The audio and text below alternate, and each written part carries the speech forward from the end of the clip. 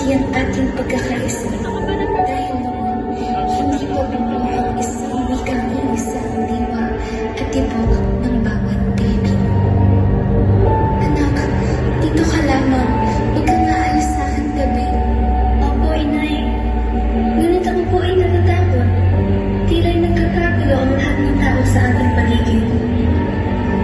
Huwag po kong lalapitan. Hindi ko naiintindihan ang iyong sinasabi. Hindi ko naiintindihan ang iyong nais ay makadin. Ano ba ang lingwa ang gamit mo?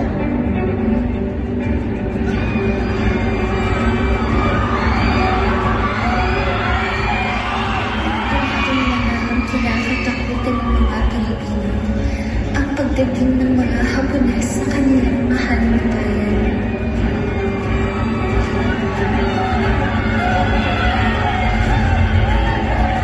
Huwag niyo po kaming sasaktan. Inay! Papatayin ng aking anak. Ako na lang. Ako na lang ang patayin mo at huwag ang batang wala namang ginawa sa inyo. Magsitahimik kayo. Wala kayong kwenta mga Pilipino. Hindi man lang kayo magkaintindihan sa iyong sariling bansa. Anak takatawa o Rakanes. Anak takatawa ikurinatayos masen. Naawa ka sa amin.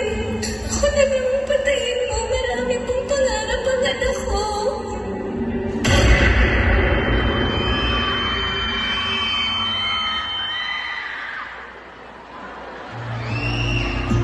Anak ko, huwag mo akong iniwan. Huwag iniiwan si nanay. Anak, tumising ka. Hindi ko kaya mawala ka. Maria, gimising ka, Maria.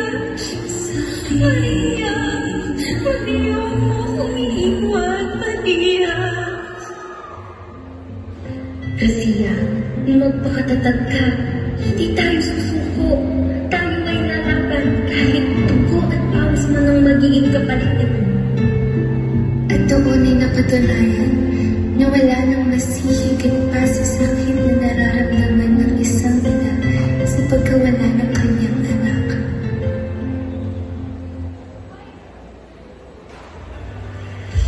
Halina at tayo magtungo sa labas.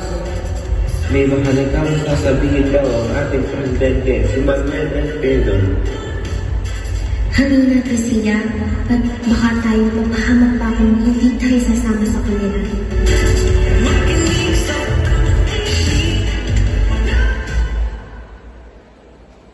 My fellow citizens, there is one thought I want you always to bear in mind, and that is that you are Filipinos, that the Philippines is your country, and the only country God has given you, and you must keep it to yourself until the world is no more.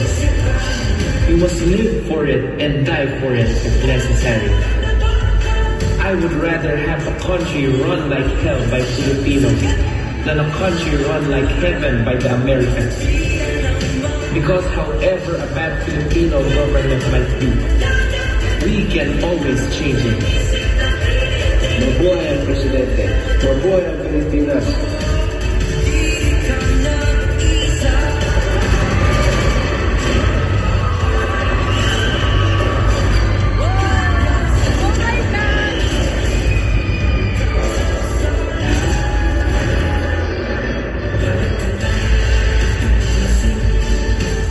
Hindi ko tatanikuran ang aking sariling bansa.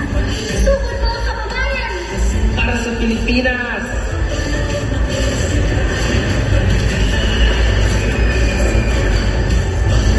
Iisa lamang ang magtatagumpay.